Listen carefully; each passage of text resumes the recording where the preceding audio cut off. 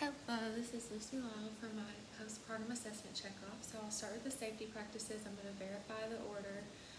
I'm going to perform hand hygiene before or after any client care, handling any supplies, verify the facility policy and procedure, and assemble any appropriate equipment, consult the manufacturer for any equipment involved. Knock on the door, identify the client with 2 identifiers, note the overall condition of the client, explain the procedure and provide for privacy, elevate the bed for good body mechanics, don PPE if indicated. Upon completion, lower the bed, apply the bed rails, and give the call light back. And if there's any abnormal findings, report to the charge nurse immediately, and no IV push without my instructor present.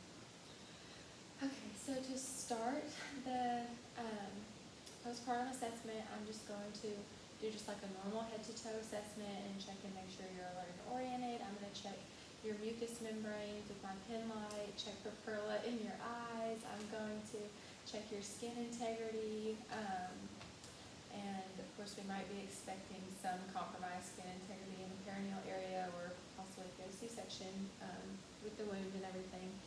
I'm going to listen to your lung sounds, your heart sounds, and all that good stuff, and including vitals, of course. So for our focus bubbly assessment, I will start with the breast, and I'm just going to ask you, are you breastfeeding or bottle feeding? Are you having any pain, tenderness, swelling with your breasts, anything like that? No? Good. If you're trying to discontinue lactation, I will teach you some interventions like wearing a tight bra, turning away from warm water in the shower, cabbage leaves in the bra, and if you are trying to induce lactation, I'll teach you to feed like on demand whenever the baby's wanting to feed to produce the most milk, things like that, when you might want to consult the lactation consultant, anything like that. Then I'll move on to the uterine assessment, and I would just stabilize the uterus, the lower uterine segment, like so, and then I would palpate to feel the consistency. So is your uterus firm, body soft? We want it to be firm. Is it midline, shifted to the left or right? We want it to be midline, because if it's shifted, that probably means that your bladder is distended. And then I'm going to measure the uterine height. So U would be, it's at the umbilicus, and then the further down it goes, it would be like -1, -2, and then up would be positive, like station basically. And it's measured with your fingers. So 1 finger for 1 number. And then that's uterus. And then bladder. So if your bladder was distended, I would have noticed when I was palpating your uterus. If you are distended, I'm going to encourage you to empty your bladder and do all the interventions to help you empty your bladder. And then if that's not working, then we'll just in and out cath you, no biggie.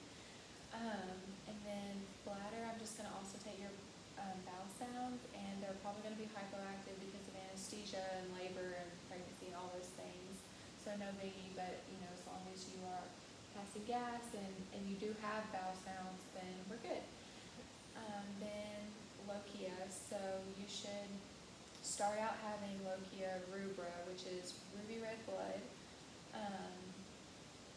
Basically, during the golden hours, you shouldn't soak a pad in 15 minutes. After the golden hours, you shouldn't soak a pad in an hour.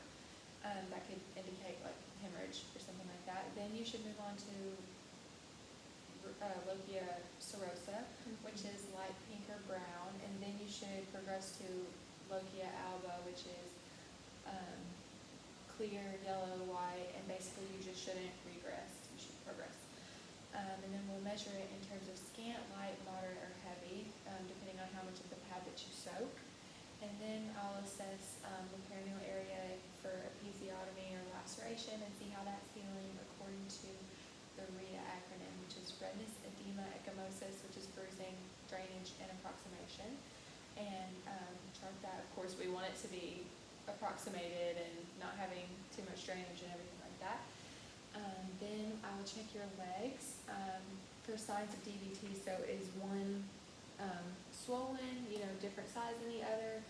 Is it red? Is it inflamed? Like, is it warm, painful, all those things? And then emotions. So we would have done a depression screening in labor and then one after labor. We just want to make sure that you're not experiencing question because